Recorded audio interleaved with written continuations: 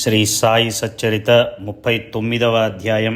శ్రీ గణేశాయ నమ, శ్రీ సరస్వత్యై నమ, శ్రీ గురుభ్యో నమ, శ్రీ కులదేవతాయై నమ, శ్రీ సీతారామచంద్రాభ్యాం నమ, శ్రీ సద్గురు సాయినాథాయ నమ.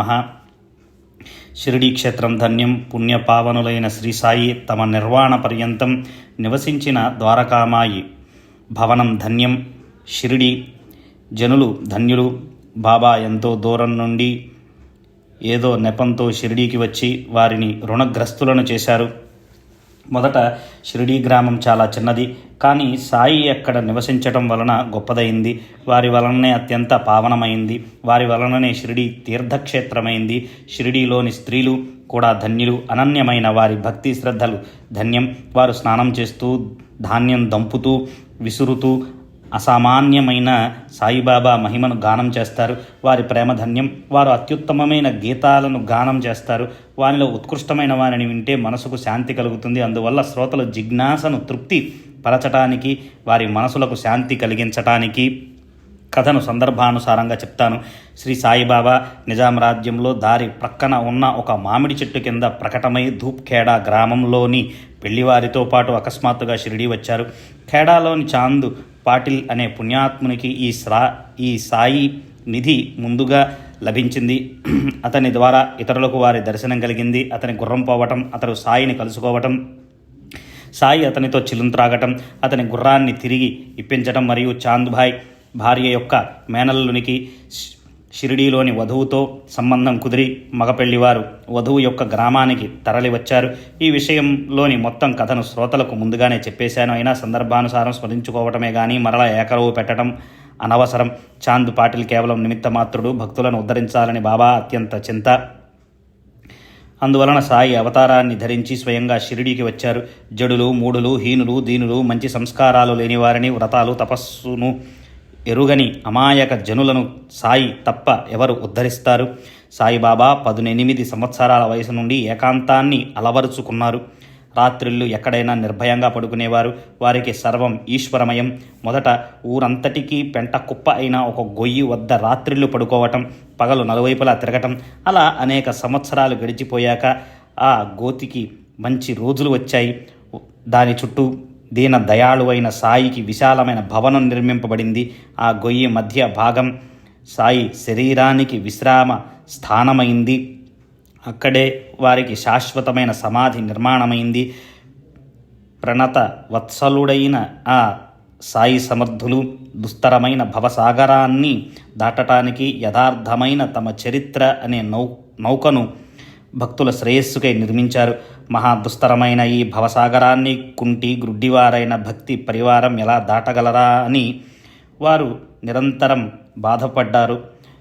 ఈ భవాన్ని దాటటం అందరికీ ఆవశ్యకం. అయితే దానికి పరిశుద్ధాంతఃకరణం అవసరం. అంటే చిత్తశుద్ధి ముఖ్య సాధనం. భగవద్భజన దానికి మూలం. శ్రవణానికి సమానమైన భక్తి లేదు. శ్రవణంతో సహజంగా గురుచరణాలయందు భక్తి కలిగి మనసు నిర్మలమవుతుంది. అప్పుడు పరమార్థం ఉత్పన్నమవుతుంది. అసంఖ్యాకమైన సాయి కథలను గానం చేస్తూ ఉంటే పెద్ద గ్రంథమవుతుంది. సంక్షిప్తంగా వర్ణించాలంటే విస్తారం తప్పని సరి అవుతోంది. శ్రోతలకు శ్రవణంలో ఉత్సుకత ఉంటే చెప్పేవారికి ఉత్సాహం ఉంటుంది. ఇలా పరస్పరం మన కోరికలను తీర్చుకుని హితాన్ని సాధించుకుందాము. ఇక్కడ సాయియే నావను నడిపేవారు. ఏకాగ్ర మనసుతో వినటమే వారికి చెల్లించే మూల్యం. కథాశ్రవణంలో శ్రద్ధా గౌరవాలు ఉంటే అవి వెంటనే తీరానికి చేరుస్తాయి. గత అధ్యాయంలో బాబా వంట యొక్క సంక్షిప్త వర్ణన మరియు ఒకరికి దత్తదేవునిపై భక్తిని దృఢపరచడం, భక్తులకు నైవేద్య సంతర్పణను మనవి చేశాను. ప్రతి అధ్యాయం చివర తర్వాతి అధ్యాయంలోని విషయాలను సూచించే పద్ధతి ప్రకారం ఈ రచన సాగింది. మీ అందరికీ తెలుసు, కానీ గత అధ్యాయం చివర తరువాతి అధ్యాయం గురించి చెప్పలేదు. సాయిబాబా గుర్తు చేసిన విషయాన్ని చెప్తాను అని స్పష్టంగా చెప్పాను. అట్లే సాయి దయతో గుర్తు చేసిన దాన్ని ఇప్పుడు శ్రోతలకు మనవి చేస్తాను. చిత్త చాంచల్యాన్ని, అశ్రద్ధను దూరం చేసి శాంతంగా వింటే మనసులకు ఆనందం కలుగుతోంది అని శ్రోతలకు విన్నవించుకుంటున్నాను. ఒకసారి సద్భక్తుడైన నానా చందోర్కర్ మసీదులో కూర్చొని బాబా చరణాలను ఒత్తుతూ నోటితో గీతను వల్లించుకున్నాడు. భగవద్గీతలోని 4వ అధ్యాయాన్ని వల్లించుకుంటూ చేతులతో సాయి పాదాలను ఒత్తుతుండగా జరిగిన చిత్రాన్ని వినండి. సాయి సమర్థునికి భూత భవిష్యత్ వర్తమానాలలో సర్వం తెలుసు. నానాకు గీతార్థాన్ని బోధించాలని వారి మనసుకు తోచింది. జ్ఞానం, కర్మ సన్యాసం మరియు బ్రహ్మార్పణ యోగం గురించి అధ్యాయాలను నానా అస్పష్టంగా గొనుక్కోవటం బాబా ప్రశ్నకు కారణమైంది. సర్వం కర్మ అఖిలం పార్థజ్ఞానే పరిసమాప్యతే. సర్వం కర్మ అఖిలం పార్థజ్ఞానే పరిసమాప్యతే అనే 33వ శ్లోకం ముగిసి తత్విద్ది ప్రణిపాత అన్న శ్లోకాన్ని చెప్పుకుంటున్నాడు. 34వ శ్లోకం వద్ద అతని పఠన ఆగింది. నానాకు ప్రశ్నించి అతనికి తమ బోధ అర్థమయ్యేలా చేయాలని బాబాకు అనిపించింది. నానా, ఏమిటో నోటిలో గొనుక్కుంటున్నావు, మెల్లగా అనుకుంటున్నది ఏదో నాకు వినిపించేలా స్పష్టంగా చెప్పు అని అన్నారు. వెంటనే నానా బాబా ఆజ్ఞానుసారం శ్లోకం యొక్క 4 చరణాలను చెప్పాడు. బాబా ఆ శ్లోకానికి అర్థ వివరణను స్పష్టీకరణను అడిగారు. అప్పుడు నానా అత్యంత వినయంగా బద్ధాంజలుడై మధురంగా భగవంతుని వచనాలను చెప్పాడు. ఆ సాయి నానా సంవాదాన్ని అందరికీ విశదపరచడానికి గీతలోని మూల శ్లోకాన్ని పదాన్ని వివరిస్తాను. బాబా ప్రశ్నలోని మర్మం మరియు సత్పురుషుల మనోధర్మం తెలియచేయటానికి ఏ సంశయం లేకుండా అర్థమవటానికి ఇలా ఉపక్రమించాలి అని అనిపించింది. అసలే గీర్వాణ భాష కఠినమైనది. సాయికి సులువుగా ఎలా అర్థమైంది? నిగూఢమైన వారి ప్రశ్నలు ఆశ్చర్యకరం. సత్పురుషులు జ్ఞానం అగమ్యం. సంస్కృత భాషను ఎప్పుడు అధ్యయనం చేశారో, ఎప్పుడు భగవద్గీతను చదివారో తెలియదు. గీతలోని అంతరార్థాలను బాగా తెలిసిన జ్ఞానిలా ప్రశ్నిస్తున్నారు. శ్రోతలు మూల శ్లోకాన్ని తెలుసుకోవాలని మరియు వారిని సమాధానపరచాలని భగవంతునికి వచనాలలో ప్రతి అక్షరం తెలుపుతున్నాను. ఇవి వివరణలో సహకరిస్తాయి. తత్విద్ది ప్రణిపాతేన పరిప్రశ్నేన సేవయా ఉపదేక్షంతి తే జ్ఞానం జ్ఞానినః తత్వదర్శినః. ఇది గీతలోని మూల శ్లోకం. దీనిని అనేక టీకాకారులు భాష్యకారులు వ్యాఖ్యానించారు. వారందరిది ఒకటే అభిప్రాయం. నానాకు కూడా బాగా శ్రవణం చేసినవాడు, గీతా భాష్య పారంగతుడు.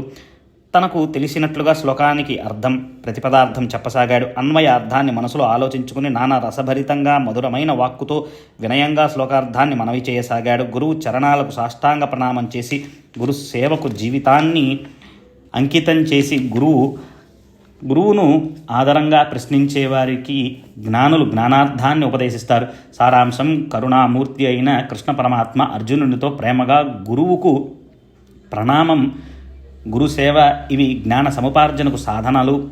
అర్జున, ఈ మార్గంలో తత్వదర్శనులైన జ్ఞానులు జ్ఞానప్రాప్తికి నీకు దారి చూపుతారని చెప్పారు.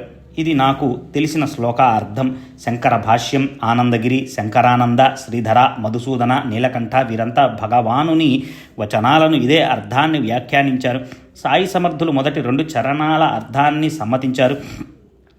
కానీ తరువాత సగం శ్లోకానికి వారు ఏమర్థం చెప్పారో వినండి. చకోర పక్షుల వంటి ఇతర భక్తులు కూడా సాయి ముఖచంద్రం నుండి రాలే అమృత బిందువులను సేవించాలని ఉత్సుకతతో వచ్చి కూర్చున్నారు.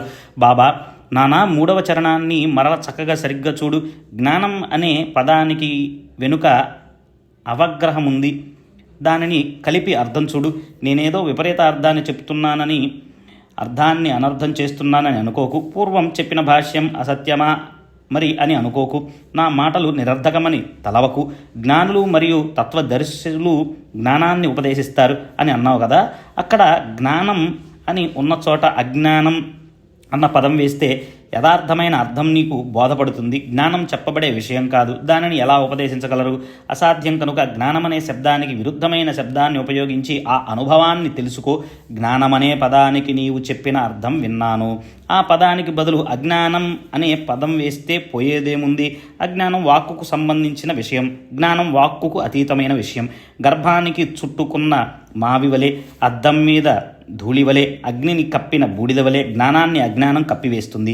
అజ్ఞానంతో జ్ఞానం కప్పబడి నది అని గీతలో భగవానుడు చెప్పాడు. అందువలన అజ్ఞానాన్ని తొలగిస్తే స్వభావ సిద్ధంగా ఉన్న జ్ఞానం ప్రకాశిస్తుంది. నాచుతో కప్పబడ్డ శుద్ధమైన నీరు వలె జ్ఞానం స్వతఃసిద్ధంగా ఉంటుంది.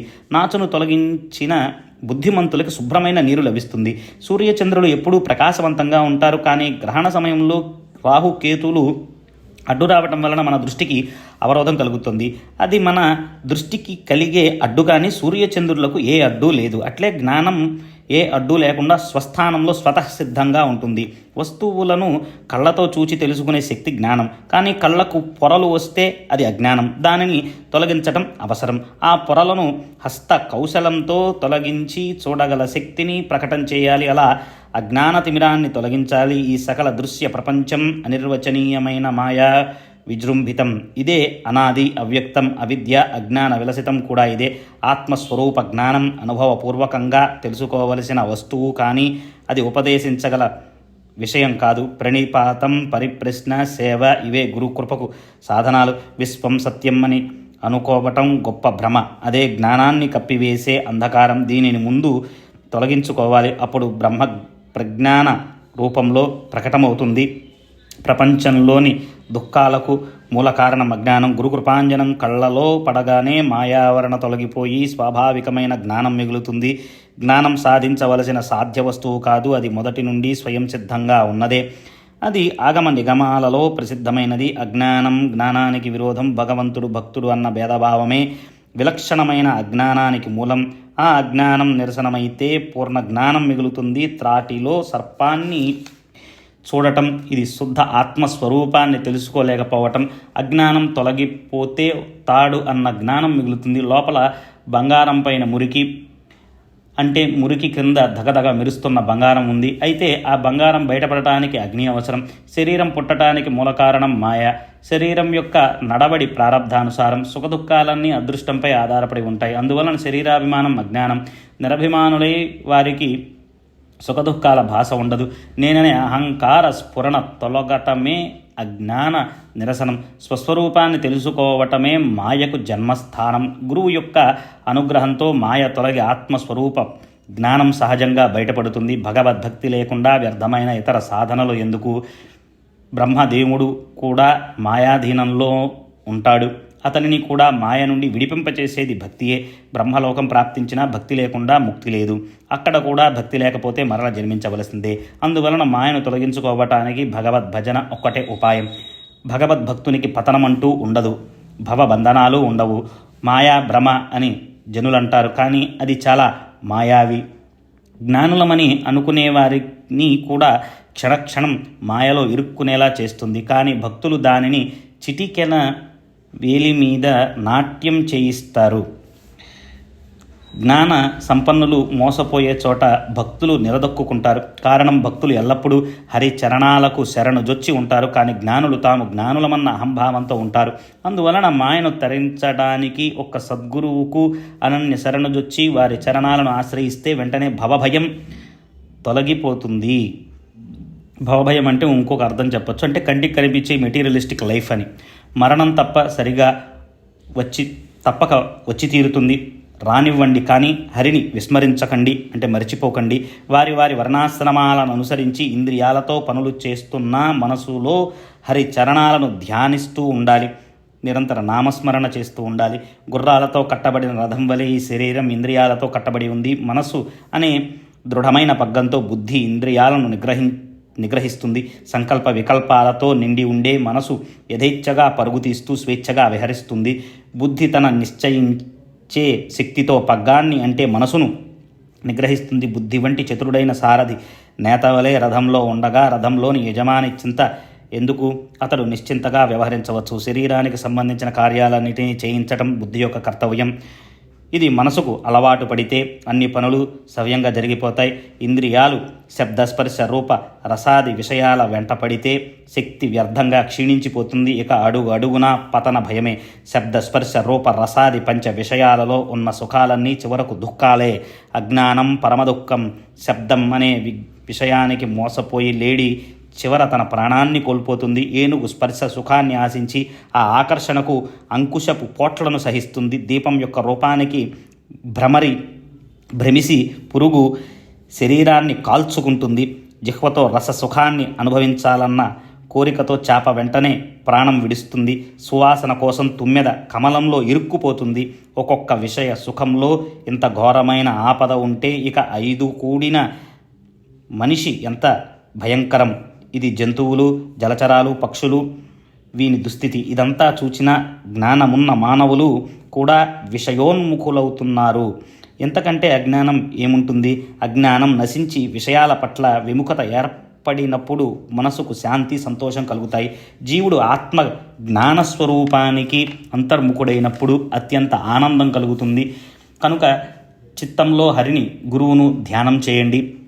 శ్రవణాలతో చరిత్ర శ్రవణం చేయండి, మనసుతో ధ్యానానుసంధానాలు చేయండి, జిహ్వతో నామస్మరణ చేయండి, పాదాలతో హరి యొక్క గురువు యొక్క ప్రదేశాలకు వెళ్ళండి, ముక్కుతో గురువు యొక్క నిర్మాల్యాలను వాసన చూడండి. నిర్మాల్యాలను అంటే పూజ చేసిన తర్వాత తీసివేసినటువంటి పూలు పండ్లు పదార్థాలని.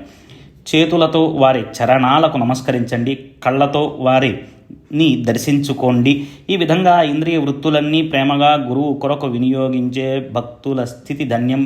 భగవద్భక్తి అంటే వేరే ఏముంటుంది? సారాంశం అజ్ఞానాన్ని వ్రేళ్లతో సహా త్రవ్వేస్తే మిగిలేది సిద్ధంగా ఉన్న జ్ఞానమే అని తెలుసుకో అని శ్రీకృష్ణ పరమాత్మ అర్జునునికి ఈ శ్లోకం అంతరార్థాన్ని సూచించారు.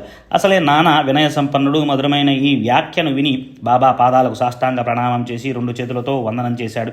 తర్వాత భక్తి శ్రద్ధలతో, బాబా నాకు చక్కగా శిక్షణనిచ్చి నా అజ్ఞానాన్ని పారద్రోలండి, నా దురభిమానాన్ని శిక్షించండి అని ప్రార్థించాడు. సాత్విక గుణాలు పైకి కనిపిస్తూ అంతరంగంలో అనేక వికల్పాలుండి ఒక క్షణమైన అవమానాన్ని సహించలేము. అజ్ఞానం అంటే వేరే ఏముంది?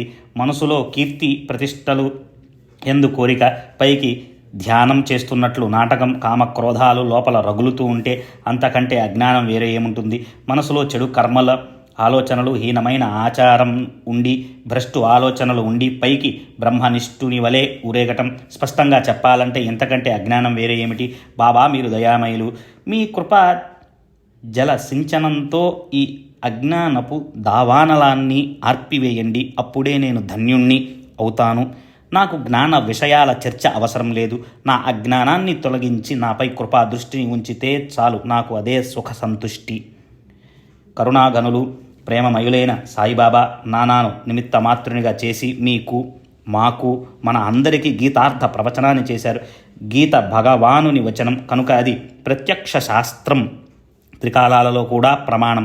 ఇది ఎప్పుడూ అవమానింపబడకూడదు. నిజమైన జీవన్ముక్తునికి మరియు అత్యంత విషయలోలునకు ఈ ఉభయులకు శాస్త్రార్థాల అవసరం లేదు.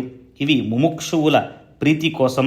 విషయ సుఖాలలో బాగా చిక్కుకొని పోయాను, నేను ఎప్పుడు ముక్తిని పొందుతాను అని తలచే ముముక్షువులకు తరింపచేయటానికి ఈ శాస్త్రాలు. ఇటువంటి భక్తిని చూసి సత్పురుషులకు కరుణ కలిగి అప్పుడు ఏదో కారణంతో భక్తులను అర్థమయ్యేలా బోధ చేస్తారు. గురువు లేదా భగవంతుడు ఎప్పుడూ భక్తుల ఆధీనంలో ఉంటాడు. భక్తులను ఉద్ధరించాలనే సంకల్పంతో వారు కష్టాలను సహిస్తారు. ఇప్పుడు సాయి యొక్క మరొక చిన్న పద్ధతిని చెప్తాను. వారు కొన్ని వ్యవహారాలను ఎవరికీ తెలియకుండా చేస్తారు. చిన్న పనైనా పెద్ద పనైనా నిజమైన కారణం ఎప్పుడూ తెలిసేది కాదు, కానీ చెప్పకుండా ఎప్పుడు ఆ కార్యం మాత్రం క్రమక్రమంగా జరిగేది. కొన్ని పనులు సహజంగా ఉపక్రమింపబడేవి, కానీ వానికి మూల కారణం కానీ పేరు కానీ నిర్దేశింపబడి ఉండేవి కావు. పైగా పైకి సంభ్రమాన్ని కలిగజేస్తాయి. ఉరిమే మేఘాలు వర్షిస్తాయా, చెప్పేవారు చేస్తారా అని రూఢిలో ఉన్న ఈ నానుడిని బాబా ప్రత్యక్షంగా అనుభవంలో చూపించేవారు. వారు పరోపకారం కోసమే జగత్తులో అవతరించారు. సంకల్పించిన కార్యం సమాప్తి కాగానే చివరకు అవ్యక్తంలో కలిసిపోతారు. మనం ఎక్కడి నుండి వచ్చాం, ఎక్కడి నుండి వెడతాం, ఎందుకొరకు మనం సృష్టింపబడ్డాం, ఈ జన్మ యొక్క ప్రయోజనం ఏమిటి అన్న ప్రశ్నలకు మూల కారణాలు మనకు తెలియవు. స్వచ్ఛందంగా జీవితాన్ని గడిపేస్తాం. తర్వాత మరణకాలం సమీపిస్తుంది. ఇంద్రియాలు బలహీనమైపోతాయి. మంచి ఆలోచనలు కలగవు. తల్లి, భార్య, బిడ్డలు, బంధువులు, ఇష్టులు, ప్రియులు, మిత్రులు, స్వజనులందరూ శరీరాన్ని త్యజించటం మన కళ్ళతో చూస్తాం. అయినా మన మనసులలో మంచి ఆలోచనలు కలగవు. సత్పురుషులు అలా కాదు. వారు అత్యంత జాగరూకతతో ఉంటారు. వారికి తమ అంతిమ సమయం, తమ నిర్వాణం గురించి సంపూర్ణ జ్ఞానం ఉంటుంది. శరీరంతో ఉన్నప్పుడు ఎంతో ప్రేమతో భక్తుల కొరకు తమ శరీరాన్ని అరగతీస్తారు. శరీరాన్ని త్యజించిన తర్వాత కూడా తమ స్థలాన్ని భక్తుల శ్రేయస్సు కొరకు వినియోగిస్తారు. తమ శరీరాన్ని త్యజించక ముందే కొందరు తమ శరీరాన్ని విశ్రమింప చేయటానికి నిశ్చలమైన ప్రదేశంలో తమ సమాధిని నిర్మింప చేసుకుంటారు. సాయిబాబా అట్లే చేశారు, కానీ మొదట అది ఎవరికీ తెలియలేదు. సమాధి మందిరాన్ని ముందే కట్టించుకున్నారు. వారి లీల అద్భుతం. బాబా తమ సమాధి మందిరాన్ని నాగపూర్ నివాసి అయిన బాపు సాహెబ్ బుట్టి అనే పేరుగల గొప్ప శ్రీమంతుని ద్వారా కట్టించుకున్నారు. పరమ భక్తుడైన బాపు సాహెబ్ ఎల్లప్పుడూ సాయి చరణాల్లో అనురక్తుడై ఉండేవాడు. బాబా సేవ కొరకు తన కుటుంబ సమేతంగా వచ్చి షిరిడీలో ఉన్నాడు. సాయి చరణాలపైన భక్తితో షిరిడీలోనే ఉన్నాడు. తర్వాత కూడా సాయికి అంకితమైపోయి షిరిడీలోనే ఉండాలనిపించింది. షిరిడీలో స్థలం కొని ఒక చిన్న బంగళాను నిర్మించుకుని అక్కడ స్వతంత్రంగా నివసించాలని అతనికి ఆలోచన కలిగింది. ఇక్కడ నాటిన మూల బీజం యొక్క వృక్షం ఈనాటి సమాధి మందిరం. ఇది భక్తుల పట్ల సాయి మహారాజుకు ఉన్న ప్రేమకు స్మారకం. ఇది ఏ విధంగా మొదలై ఎలా ఎలా నిర్మింపబడి ఆ ఆకారాన్ని దాల్చింది అన్న విషయాలను ఆలకించండి. బాపూసాహెబ్ బుట్టి మనసులో బంగళా గురించి ఆలోచనతో దీక్షితుని ఇంటి మేడపై నిద్రిస్తూ ఉండగా ఒక చక్కటి దృష్టాంతం కలిగింది. అక్కడే ఒక పరుపు పైన మాధవరావు నిద్రిస్తూ ఉండగా అతనికి కూడా అదే దృష్టాంతం కలగటం ఆ ఇద్దరికీ చాలా ఆశ్చర్యం కలిగింది. బాపూసాహెబ్ స్వప్నంలో, బాబా నువ్వు నీ బంగాళాను మందిరంతో సహా కట్టించు అని అతనికి ఆజ్ఞాపించారు. ఆ దృష్టాంతం కలగానే బాపూసాహెబ్ తక్షణం నిద్రలో మేల్కొని పక్క పైన కూర్చొని మొత్తం కలను గుర్తు తెచ్చుకోసాగాడు. ఇక్కడ ఇలా ఉండగా మాధవరావు ఏడవటం వినిపించింది. బుట్టి సాహెబ్ గట్టిగా కేకవేసి పిలిచేసరికి అతని నిద్ర మాయమైంది. నీవు ఎందుకు ఏడుస్తున్నావని మాధవరావును అడగగా శ్రీహరి ప్రేమమయులైన పలుకులు విని నాలో ప్రేమ ఉప్పొంగింది. కళ్ళ నుండి బాష్పాలు రాలాయి. కంఠం గద్గతమైంది. ఆపుకుందామన్న ఆగకుండా ప్రేమ కన్నీళ్ల ద్వారా బయటికి వచ్చింది. బాబా నా వద్దకు వచ్చి భవనం మరియు దేవాలయం నిర్మాణం కానీ నేను అందరి అభీష్టాలను తీరుస్తాను అని నాతో స్పష్టంగా చెప్పారు అని చెప్పాడు. బాపూసాహెబ్ తనలో ఆశ్చర్యపోయాడు. ఇద్దరికి ఒకే దృష్టాంతం. మనసులో సందేహం తీరింది. ఇక కార్యం మొదలు పెట్టాలని నిశ్చయించుకున్నారు. బుట్టి ఆగర్భ శ్రీమంతుడు, భవనం మరియు దేవాలయం కూడా నిర్మించగల సమర్థుడు. మాధవరావు కూడా సుఖంగా బ్రతికేవాడు. ఆ ఉభయులు ఒకే దృష్టాంతం, ఇద్దరి స్వప్నాలు ఒక్కటే. వారికి పరమానందం కలిగింది. వెంటనే బుట్టి భవనం ఇలా నిర్మించాలని రూపురేఖలు నిశ్చయించగా కాకా దీక్షిత్ దాన్ని ఆమోదించాడు. మరునాడు ఉదయం ఆ ముగ్గురు బాబా వద్ద ఉండగా బాబా ప్రేమగా శ్యామ ముఖాన్ని చూడసాగారు. శ్యామ, దేవా ఏమిటి నీ ఈ లీల అర్థం కాదు. మమ్మల్ని ప్రశాంతంగా నిద్ర కూడా పోనీయవు, నిద్రలో కూడా మమ్మల్ని ఊరికే ఉండనివ్వవు. శ్యామ మాటలు విని బాబా తమ చెవులపై చేతులుంచి, మేము మా స్థలంలోనే ఉంటే ఎవరో ఏదేదో అంటారు అని అన్నారు. బుట్టి వగైరా నిశ్చయించిన ప్లానును బాబా ఆమోదించి చూపగా బాబా వెంటనే మందిరం, భవనం నిర్మించటానికి అనుమతి ఇచ్చారు. మాధవరావు నడుం బిగించాడు. నేల క్రింద భూగృహం తయారైంది. అతని చేతులతో బావి కూడా తయారైంది. ఇంతవరకు పని జరిగింది. లేండి వెళ్ళేటప్పుడు లేదా అక్కడి నుండి తిరిగి వచ్చేటప్పుడు కిటికీలు ద్వారాలు బిగించేటప్పుడు బాబా ఉత్సుకతతో తిలకించేవారు.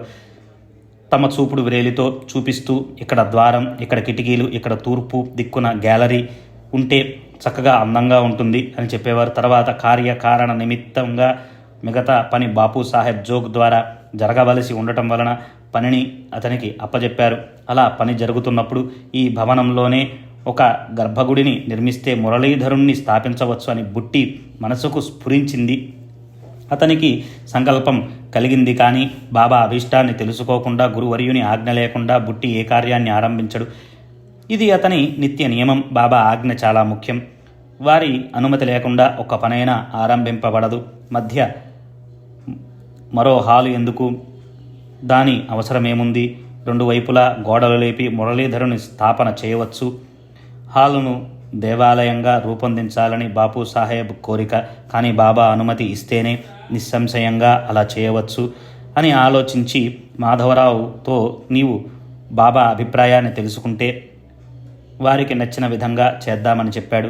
బాబా వాహ్యాళికి వెళుతూ భవనానికి సమీపంగా వచ్చి నిలిచినప్పుడు శ్యామరావు ఏమని అడిగాడో అంటే, దేవా హాలులో రెండు గోడలు లేపి అక్కడ ప్రీతితో మురళీధరుడైన కృష్ణమూర్తిని స్థాపిద్దామని బాపూసాహెబ్ అంటున్నాడు. మధ్య భాగంలో నలుచదరంగా అరుగును నిర్మించి అక్కడ ఒక సింహాసనాన్ని అమర్చి దానిపై మురళీధరుడు విరాజమానుడైతే శోభాయమానంగా ఉంటుంది అని బాపూసాహెబ్ ఆలోచన.